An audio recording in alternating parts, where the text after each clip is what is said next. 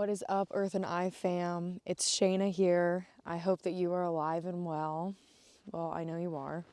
I'm coming to you real and raw for one of the final flows of the year. I've been MIA a little bit in all categories of life, and sometimes that's just what you need to do. So today's video is going to be a little gloss over of lessons that I've learned and that I am called to share as a collective fam. I'm super grateful for all of you. I've finally been able to catch up on stories and communications. I have a couple more that I have to get back to, but I love that space and being able to connect one-on-one with all of you.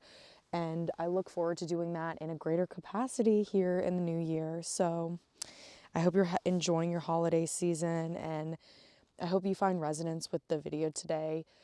We're going to talk about a couple topics that will be of service as we move into a new paradigm of 2025. So again, too, if you have any topics that you want to talk about, leave it in the comments or reach out to me from the website. I'm going to do a signs video as request about the power of signs and the presence of signs in this reality. So stay tuned for that.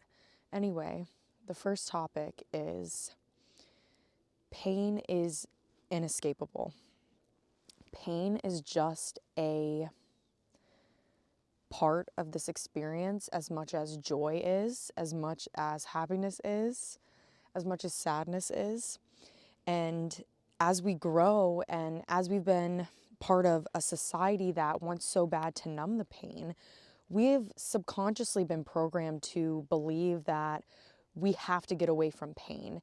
And so we create these portals of disassociation that fool us into believing we're away from the pain when the reality is we can never get away from it. So it's kind of this paradoxical loop that we get on that is never ending. And working through this subconscious belief has been extremely powerful in the past couple of weeks for me, because I have wanted so bad to be away painless. I want life to be painless. I want to be pain-free. And I came to a face-to-face realization that I can never escape pain. What I really want to get away from is suffering. And suffering is the choice. Pain is not the choice. Suffering is the choice. That's a doozy. And I want you to feel in right now, how is that resonating for you? Is that triggering? Is it nourishing? Is it exciting? And when we can unite together in understanding, that's when the real difference is made. It can be really hard to work through these ideas isolated.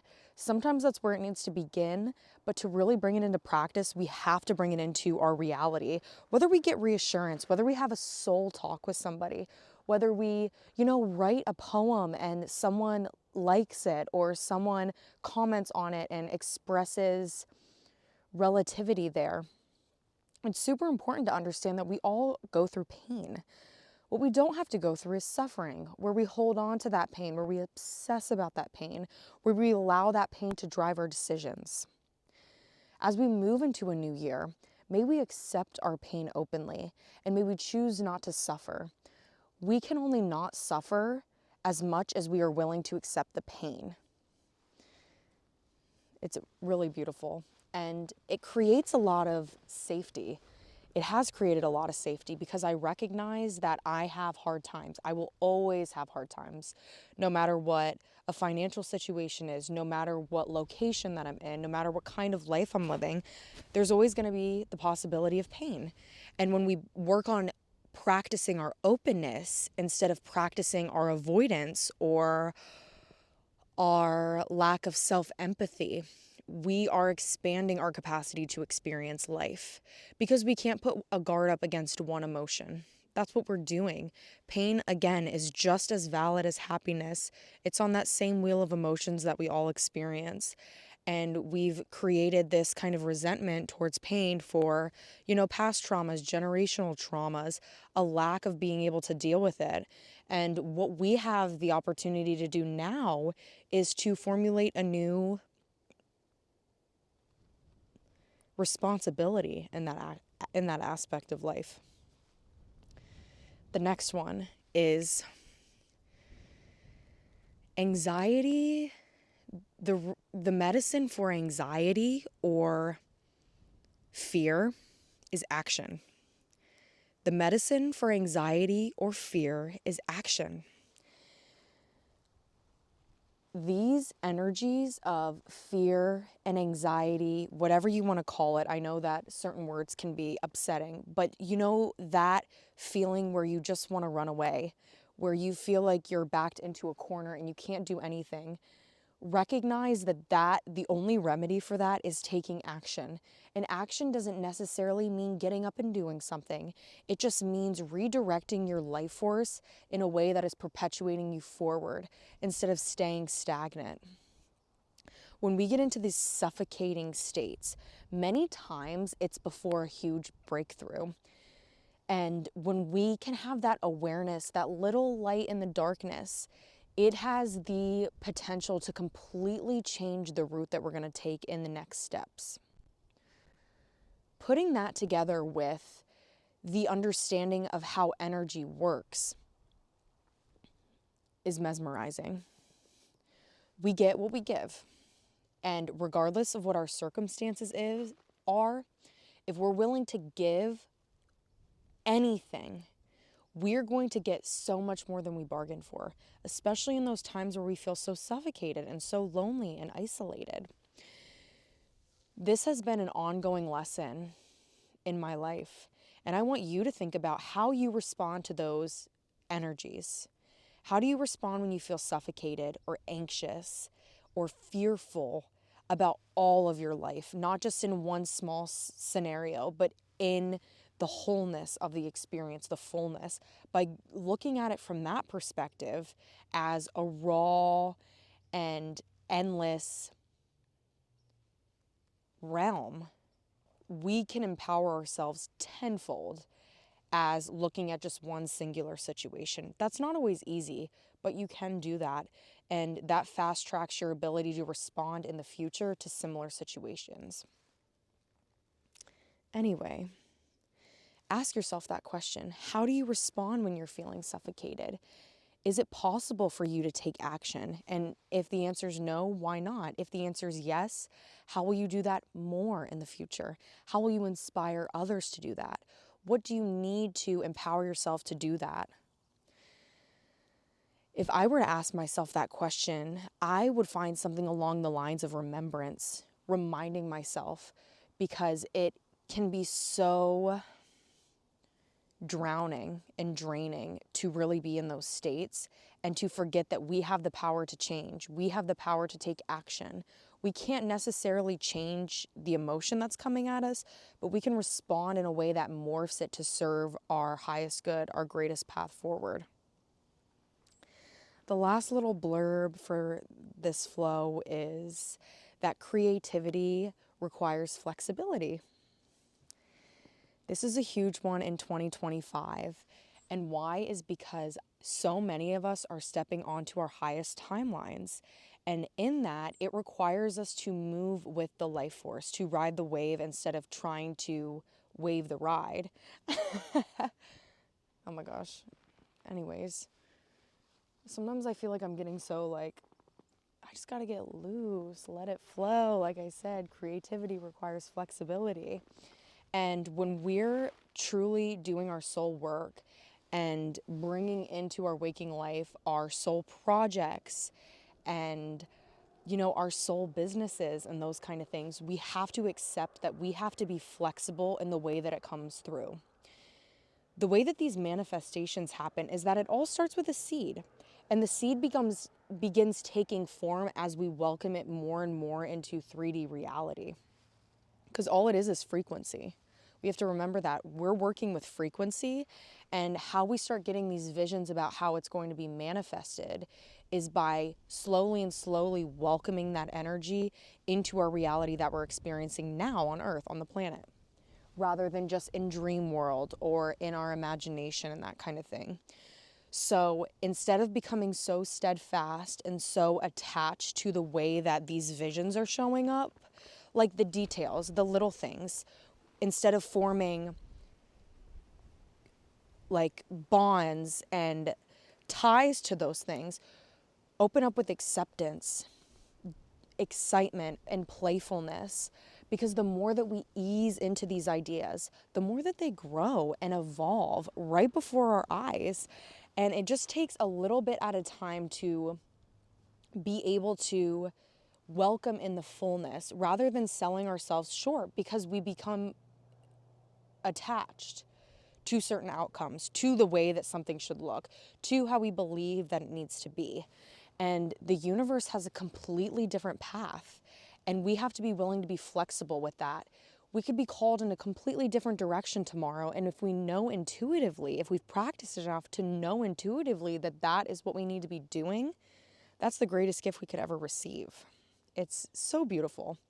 And especially as we enter into this new cycle, opening ourselves up to the mysteries and being willing to be a vessel for our own manifestation of them, it requires flexibility. It requires going with the flow, being the flow, understanding the flow, all those magical little things that we have been told are only in fairy tales. They happen in real life. It can happen before our eyes.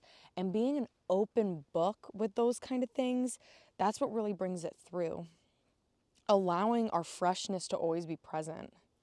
Allowing our freshness to always be present. Having that young, vital life force flowing in us at all times is like a golden ticket. And all it requires us is to be still, to be present, and to practice. And never forgetting that playfulness, that silliness of life, not taking things too seriously. Of course, we have to have priorities. Of course, we have to have commitments, and we have to see the bigger picture. But when we allow ourselves to sprinkle in that silliness, that playfulness, that lightness of life, it's magical. It's truly, truly magical.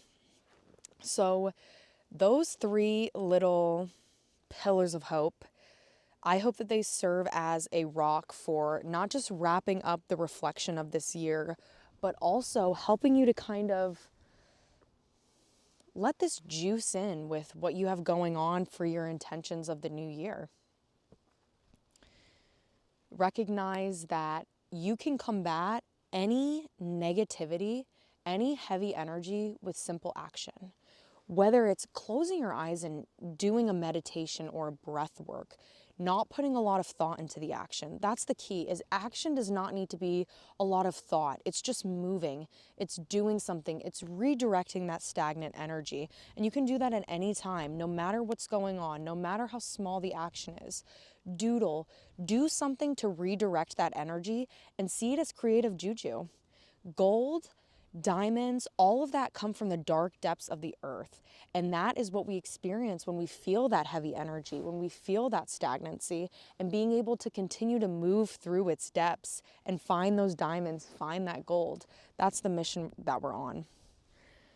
The first one, again, sorry, I was gonna list them out, but I'm remember that you can't escape pain. There's always going to be pain. There's always going to be hardship. What we need to focus on, what you need to focus on, is how are you going to handle those situations? How are you going to stop yourself from the suffering? How are you going to accept energetic frequencies more? How are you going to judge less? Be open. Be open, and don't just say, I'm open. Actually be open. Have that willingness to change and to shift and be flexible and dance with the universe in a new way, in a fresh way. Find those practices that bring out your inner child, that allow you to be playful. Think about the most serious things in your life in the silliest way possible. Just do it as a practice and see how that shifts your day-to-day perspective. See how it opens you up to more high vibrational feelings. And recognize the connection in everything. You can't have the highs without the lows. So your ability to honor the lows is your ability to welcome in the highs. My beautiful friends, I will see you one more time before this new year comes in, but make sure that you're kind of wrapping up those loose ends. You're recognizing that a big cycle is coming to an end, and reach out if you need support. Comment if you need support. What do you want to see in this new cycle? What are you ending in this cycle? It could be a generational thing. It could be a family thing. It could be a personal thing. What are you leaving in this cycle, and what are you welcoming in the new cycle? Are you leaving suffering in this cycle? Are you welcoming in more acceptance, more creativity, more space for play? I want to hear that from you, and I will make sure I write mine down there as well. It's been a little chaotic video. It's been a chaotic life. Like I was saying, I've kind of been in hibernation, honestly, the past couple of weeks with some big transitions and some big emotions, some big feelings.